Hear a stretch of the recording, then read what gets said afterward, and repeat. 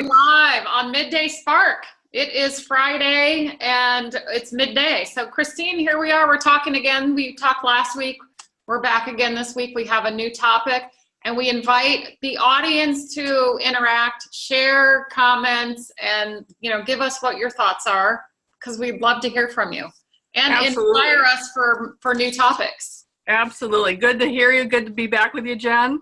Welcome everybody to Midday Spark with Schaefer and Clark. We're two coaches having a conversation, and I'm excited to talk today about nurturing self-care and creating a nurturing self-care routine. And Jen, just give us, it's been a week since we've been together, and before we dive into it, kind of share where this came from, because you had a fantastic event last weekend. Last weekend, I had the opportunity to show up to a workshop. It was Ayurveda for self-care. And first of all, the vibe in this workshop was fabulous. There were probably 30, 35 people there.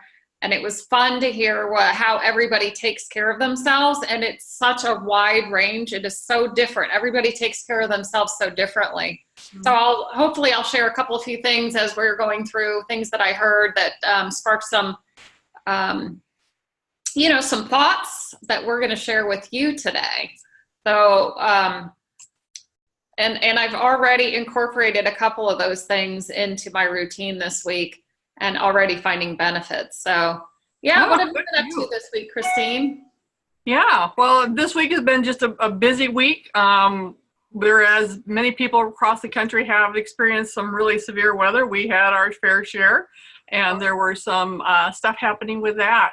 What really stands out to me, though, is I had a very special honor early in the week to work with somebody who was deeply troubled, and to kind of do a spontaneous coaching call. And I think it plays into what we're sharing today, that when you take time to take care of yourself, when you take time to nurture yourself, you are also more connected to who you are and what's going on in your world. And it's just, for me as a coach, it was a really good session. It was a very deep session, very powerful because of where this person was at. And what I would wish for other people is to not have people in that deep depression. So we kind of got two different perspectives here. One, why you want to really have that nurturing to just maintain a good level of energy and positive outlook. As well as what Jen experienced, taking it from there and added it in to really up-level your life. So I'm really delighted that we're sharing this topic today, because I think it provides a really good points for people at all aspects of life. Yeah. Christine, thank you for being there for your clients. And I'm just sitting here thinking probably the most number one thing we can all do to nurture and self-care for ourselves is to reach out and ask for help. So Absolutely. When your client reached out and asked for help, that's number one. We don't know what we don't know until we reach out and we ask for help. Number one thing, know when you need to reach out. Yep. Reach out and get that support. Yeah, absolutely. Thank you, Jen, for pointing that out. So what we want to do is we're going to kind of dive into creating a nurturing self-care routine. And Jen, why don't you kind of just give us some of the benefits that you get by plugging in, by doing some of this stuff, by making this a priority? Number one benefit, your health. Physical, mental, spiritual, and productivity. When we are productive and learning, we are happy humans. Number two is consistency. When we consistently show up in our lives for ourselves, that's integrity. We're taking care of ourselves. It shows ourselves that we mean enough. We respect ourselves enough to show up in our life and take care of ourselves. And number three, it also opens up ourselves to flexibility of the mind, which allows us to try new things get outside of our comfort zone and like experience life, right? So those are the 3 benefits. And those are juicy. Those are really wonderful pieces. So what we want is we're going to share a lot of how-tos and suggestions about how to put a nurturing self-care routine in, which means we're going to talk about doing stuff in the morning. We're going to talk about doing stuff in the middle of the day. And we're going to talk about doing stuff at the nighttime. And what Jen and I want for you, is to not overwhelm yourself. Listen to what's being shared and find those pieces that fit for you. There are some of you that have beautiful self-care routines that are already embedded, and maybe there's just a tidbit or a piece that you want to add into this. There are some of you that are looking at this that's like, I don't know if I do self-care. And what I want you to do is to just simply pick a piece that works for you. And if you can implement something in the morning and then create kind of a routine around that, then you can put in something in your midday, and then you can put in something in the evening and then build from there. It's a process to create that true nurturing. And the cool part is you don't have to do it all to get great benefits. A single piece can give you more relaxation. A single piece can give you just that breath of fresh air to reset your brain, reset your energy. So you don't have to do everything to get benefit. Start where you're at and roll forward. And that's our wish for you, is that you take what is meant for you in this, because we don't want to put you in overwhelm at all. Right. So I know when we were talking about this earlier, we talked about, doing a morning, noon, and evening routine, having rituals during all that. And it's like, for some people, like you said, that don't have a routine, or like that could be an overwhelming thing. And last week we were talking about getting yourself out of overwhelm. Having a routine gets you out of the overwhelm, because it's something you have an expectation of. Like, truly, it's a happy little anchor in your day that roots you into your day. It gives you confidence immediately. It sets you up for productivity, and it sets you up to have an open heart and open mind. So Christine, I'm going to share a few of my routines and rituals that I do every day. And we're going to suggest a few. But what routines do you have? What rituals do you have? What is one of your favorites that you have each and every day? For me, I'm going to just start with the morning piece. And one of my things that I have gotten into the habit of is my water intake, which takes care of me. And if I get that first bottle of water done, and I do it first thing in the morning, that's my first thing I do. And once I get that bottle of water done in the morning, then the others that are going to follow throughout the day happen quite naturally. I discovered that if I didn't get that done first thing in the morning, then it wasn't good. So that's a real small one. And I've been working on this for maybe the last 3-4 months. And at this point, it's a habit now. And if I just do it. And so that's a small piece that I do in the morning. One of the things that you touched on is that when you do it first thing in the morning, then it just naturally happens the rest of the day. And that's part of a wonderful ritual, because it gets it started, the momentum keeps going. It's a good point. I like that you shared that. So what are your morning routines? I love my morning routine. I love my morning routine. I like to wake up and do meditation. I also do this on something every week as well. Setting an intention is to stir up. I don't know if you've taken a yoga class, you might know setting an intention for your practice, but I do this for my day as well. Today, one of the intentions when I get in the shower, and I was thinking about this, and I didn't have this written down, but I noticed that I do this every day without even thinking about it, which is also another thing.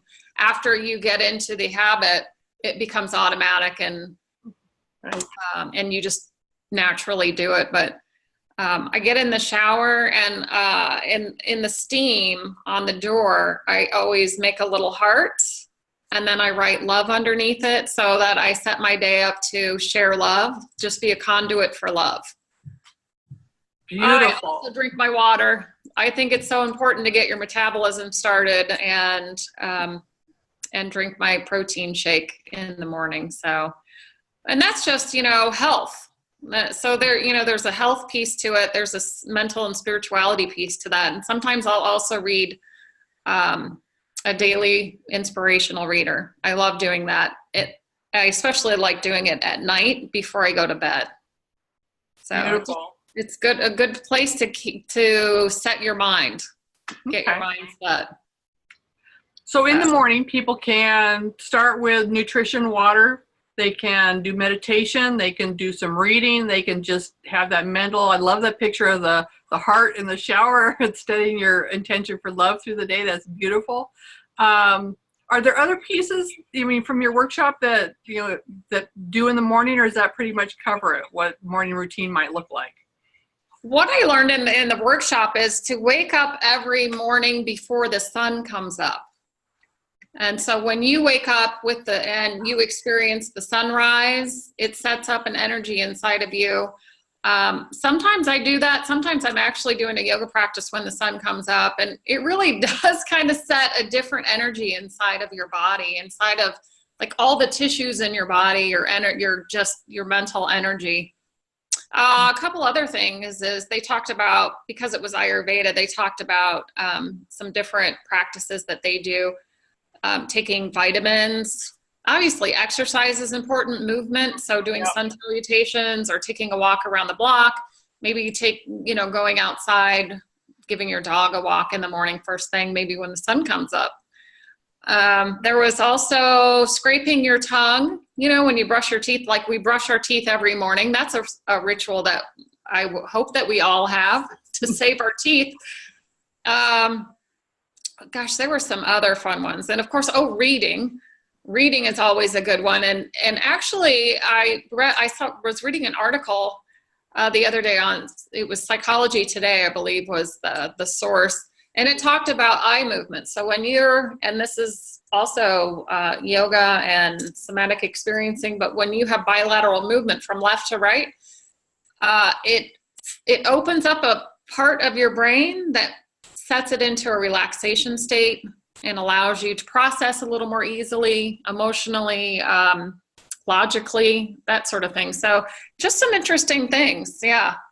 That is wonderful. I do walk my dog in the morning because it's part of her care, and sometimes the sun is coming up, which is nice, because when you said that, it's like, well, that might be great for Jen, but I'm not going to get there. But actually, sometimes that happens. So. And doesn't it feel good when you're outside and the sun's coming up? I love the sunshine. That is true. Sunrises are beautiful. It's good to see. Yeah. Good to see. Well, let's talk a little bit about, there are we can go through a few things, suggestions, but we would also love to hear from you guys what your rituals are and how they work for you. If you guys want to comment, that would be awesome, because other people will read it and you'll inspire others and give others ideas as well. Absolutely. Yeah. Let's move to midday. And this is something that is really important. I think there's not as many people, that do something in the middle of the day for themselves. We have morning routines, we have evening routines, but I think the middle of the day gets left out. And one of the things that really helps is to be able to take that break, whether it's just doing some deep breathing, whether it's just simply unplugging from screens, from computers, from phones. If you are in an office or you're working, do you take lunch?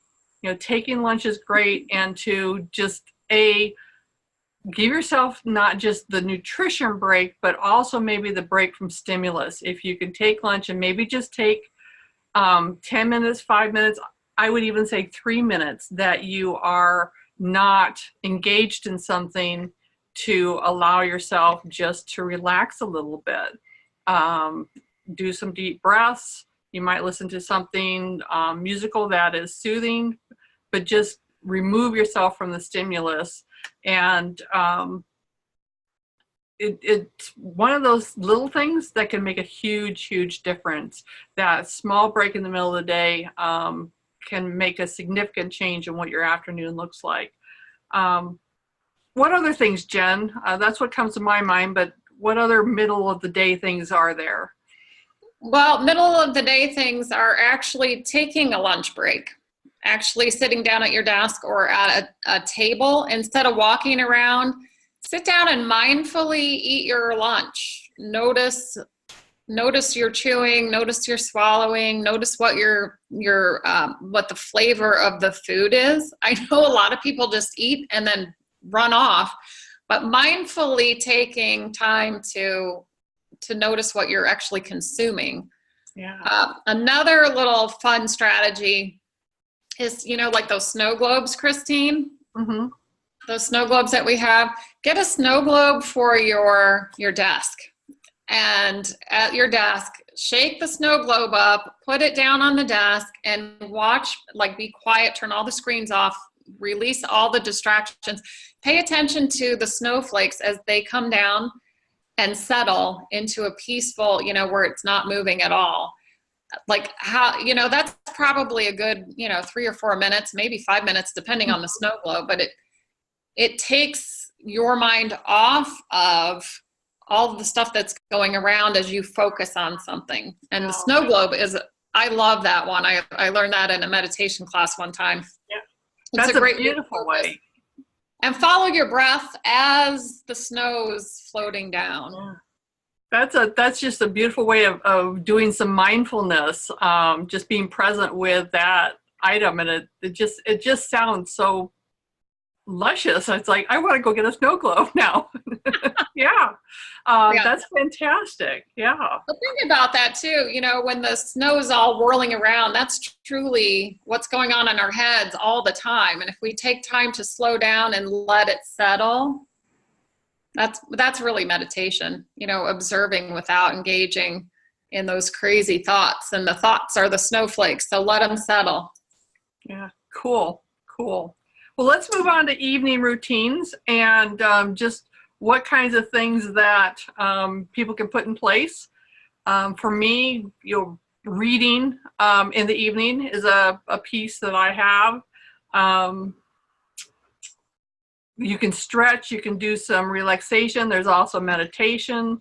What kinds of things are benefit for like getting a good night's rest, Jen? What kinds of things can people do that are self-care to help you wind down from the day, or let go of that stuff? Turn off the screens.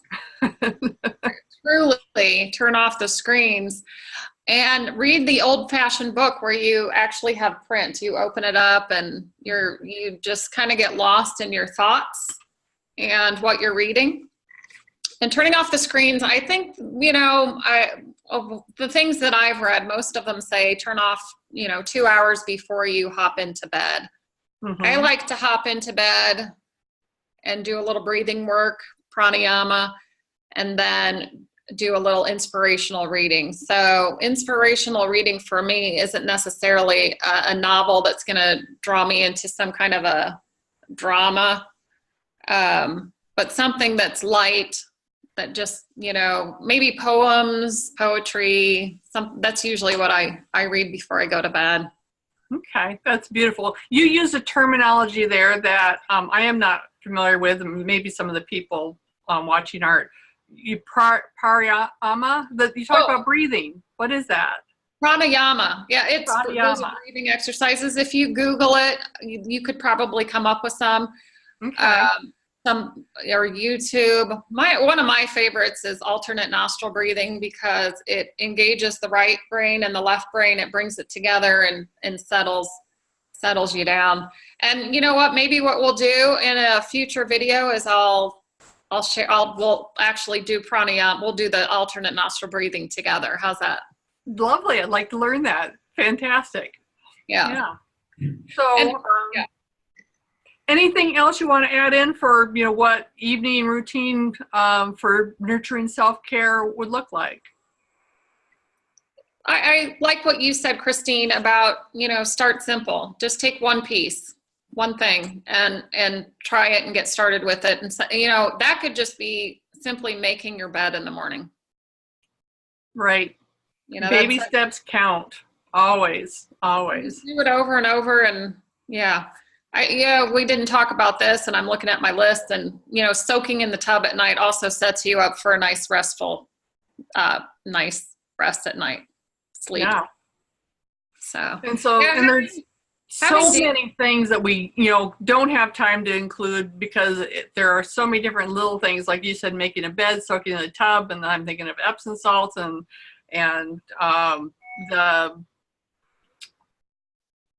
what are the fragrances, the essential oils, you know, and there's just so many pieces, parts. So really, for those of you who are, you know, watch this, you know, let us know what your routines are, what things you have in place, and would love to just create a huge library of all these little pieces that people can put together to create their own self-nurturing care. Aromatherapy is beautiful. I forgot about that because I do engage in aromatherapy every morning with my essential oils. Yeah, good point. Glad you brought that up. You know, I think too, we probably all do things that just come naturally to us and we don't even know we're doing it, but we do it every single day. And it is just adding it one step at a time. Yep. It's good to recognize what you're already doing and then add in the piece. So thanks for joining us. I think that's a wrap. What do you think, Jen? I think too. Having daily rituals calms the nervous system. It creates comforting reference points. It affirms that what we're doing is it feels good to do it every day. So when life distracts us, we can come back to something that is concrete. It is our foundation. It's settling. Yep. Yeah. So Christine, yay, another week in the books. Another week in the books. Good job. I love sharing this information with everyone, and I look forward to more interactions and maybe bringing a guest on, because that would be fun too. Yeah. So anyway, Midday Spark with Schaefer and Clark. We're here on Fridays in the afternoons. We would love for you to join us. Yep. Look forward to seeing you again. Thank you for being here. Thank you for watching today. All right. Talk to you later.